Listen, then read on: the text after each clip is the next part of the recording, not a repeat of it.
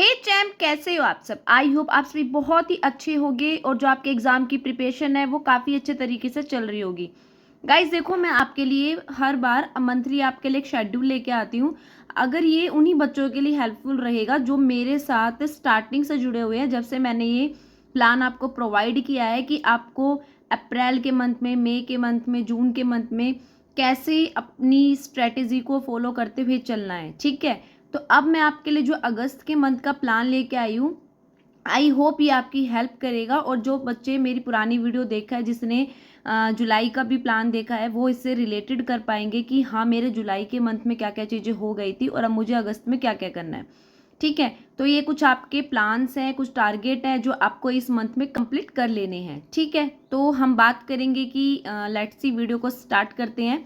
देखो, आपका जो इस मंथ का मेन गोल रहेगा वो ये रहेगा कि आपको अब एटलीस्ट ना जो क्लास 11th के चैप्टर्स हैं, सिलेबस है, उसको आपको रिवाइज करना है, स्टार्ट कर देना है। देखो, आपका 12th का सिलेबस तो चलेगा ही चलेगा, लेकिन उसके साथ आपको 11th के चैप्टर्स भी करने हैं, जिसमें आप तीनों ही सब्जेक्ट के रिविजन स्टार्ट कर दो, 2 चैप्टर्स फॉर क्लास 11।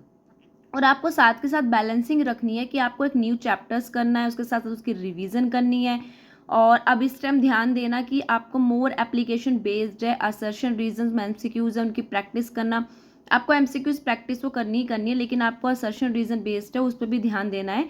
और डेली रिवीजन करनी है आपको प्रीवियस चैप्टर की। देखो, अब स्टार्ट कर दो, जितने भी आपके प्रीवियस चैप्टर्स होते गए हैं उस अकॉर्डिंग अपना प्लान बनाओ, अपना टाइम टेबल प्लान करो और इसमें उस टाइम टेबल में इन सब चीज़ों को ऐड ऑन करो कि कैसे कैसे आपको प्रीवियस चैप्टर है उसको भी रिवाइज करते हुए चलना है।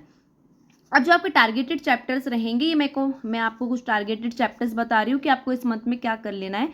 तो अगर हम क्लास 11th की बात करें, अब रिवीजन वाले पार्ट की बात ही हुई है, तो इसमें देखो, आप बायोलॉजी में क्या करो, फोटोसिंथेसिस इन हायर प्लांट्स। देखो, पहले वाली वीडियो में मैंने इससे पहले वाले चैप्टर्स का बता दिया था कि आपको टारगेट चैप्टर्स क्या क्या करने हैं। अब उसके बाद के टारगेटेड चैप्टर्स है, जिसमें फोटोसिंथेसिस इन हायर प्लांट्स है, respiration plants and plant growth and development.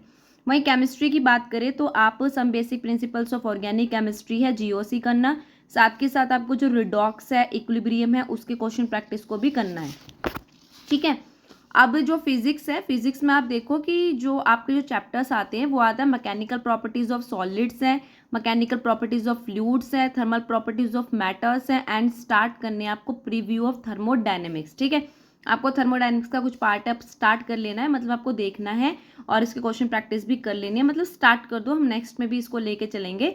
और अगर जिन बच्चों का यहाँ कंप्लीट हो जाता है इसी मंथ, वो वेल एंड गुड है। ठीक है, नेक्स्ट देखो, वीकली टारगेट की बात करें। अब भाई, वीकली भी टारगेट आपका प्लान होना चाहिए कि आपको एक वीक का आप लेके चलो, कि जैसे भाई इस मंथ में आपके 4 वीक्स हैं, तो आपको हर वीक्स में अपने पार्ट्स को डिवाइड कर लेना है कि आपको इस वीक्स क्या करना है, नेक्स्ट वीक आपका क्या प्लान रहेगा। ठीक है, तो वीकली टारगेट्स आप कैसे रहने चाहिए, आपको फिनिश करने हैं 3-4 न्यू चैप्टर्स पर सब्जेक्ट के। ठीक है, सोल्व करो एटलीस्ट 300+ एमसीक्यूज पर वीक।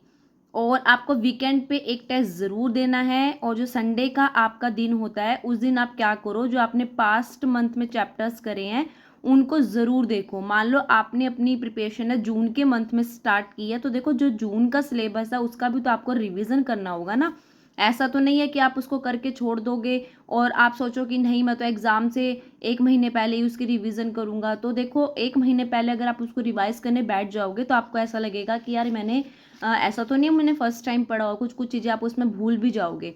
इसलिए आपको हर एक चीज़ को साथ में लेते हुए चलना है। तो प्लीज़ अपना थोड़ा सा टाइम निकाल के आपके पास्ट मंथ में जो चैप्टर्स हुए हैं उनकी रिवीजन, उनका एमसीक्यू प्रैक्टिस। और आपसे पहले ही बोला था मैंने, छोटे छोटे आपके फ्लैश कार्ड्स हैं, छोटे छोटे शॉर्ट नोट्स हैं, ये माइंड मैप है, उनको ज़रूर बनाते हुए चलना, फॉर्मूला शीट मेंटेन करना। ठीक है, तो ये सब कुछ आपको अच्छे से कर लेना है ताकि आपकी रिवीजन में वो हेल्प करे। आप एक चैप्टर्स को एटलीस्ट 30 मिनट्स तक तो उसको कवर कर पाओ। ठीक है, अब मैं आपको कुछ यहाँ पे इम्पोर्टेंट टिप्स देना चाहती हूँ इस मंथ के लिए। देखो, आपको फिजिक्स फॉर्मूला है वो ज़रूर मेंटेन रखने हैं, जैसे आपके थर्मो और फ्लूइड्स है। ठीक है, अब जैसे इस मंथ मैंने आपको जो जो चैप्टर्स बोले हैं उनका अगर आपने अभी भी अपनी फॉर्मूला शीट प्रिपेयर नहीं करी है, तो अभी भी टाइम है, अपना उसको फॉर्मूला शीट को प्रिपेयर कर लो और उसको अच्छे से रिविज़न करते चलो। ठीक है, और जैसे आपके डायग्राम्स आएंगे, कि भाई प्लांट फिजियोलॉजी है, जैसे इसमें हम फोटोसिंथेसिस रेस्पिरेशन की बात करें तो आपको इनको अच्छे से कर लेना है, उनको अच्छे से ड्रॉ कर करके देखो, ठीक है, स्टेप वाइज क्या क्या हो रहा है, ठीक है। उसके बाद ऑर्गेनिक केमिस्ट्री में अगर जीओसी की बात करें तो देखो याद करने की कोशिश मत करना, कितनी सारी रिएक्शंस को आप याद करोगे, ठीक है। तो इससे मच मोर बेटर है कि आपको अंडरस्टैंड बहुत अच्छे से हो जाना चाहिए उस कंसेप्ट के साथ, उस रिएक्शंस के साथ, कि एक्चुअली इसमें प्रोसेस किस तरह से हुआ है, ठीक है। जितना याद करोगे उतना ही आप भूलते जाओगे और सारी चीज़ें याद करने की होती भी नहीं है। तो इसलिए सबसे मच बेटर होता है कि आप चीज़ों को मेमोराइज करने से बेटर है उसको अंडरस्टैंड करो, उसको समझने की कोशिश करो कि एक्चुअली इस चीज़ में क्या बोला गया है, ये टॉपिक क्या बोल रहा है, इस कंसेप्ट में क्या चीज़ों को निकाल के लाया गया है, ठीक है।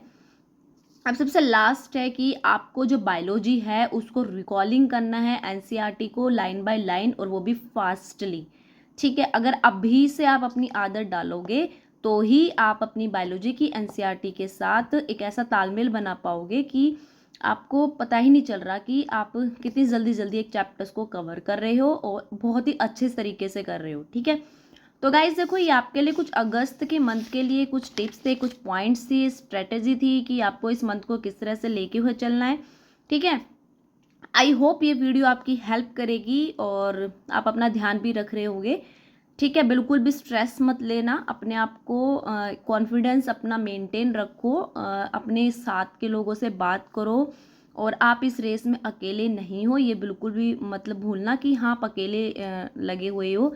तो बिल्कुल भी डिमोटिवेट मत होना, ठीक है। जितना हो सके अपने ऊपर भरोसा रखो कि हाँ मैं ये चीज़ कर सकता हूँ, ये मैंने सोचा है कि हाँ ये मुझे एग्ज़ाम को क्रैक करना है तो मैं कर सकता हूँ।